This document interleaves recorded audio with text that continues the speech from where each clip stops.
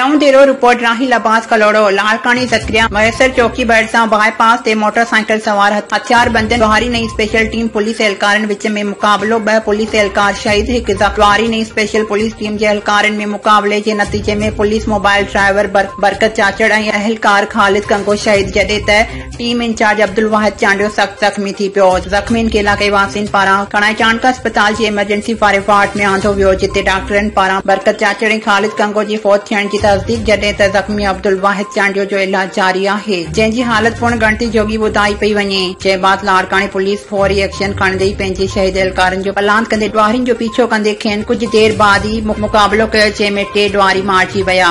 SSP Larkana police force की जवानन जी अहिड़ी बरोवक़्ती नतीजा खेज़ कार्रवाई ते अवाम में सराही।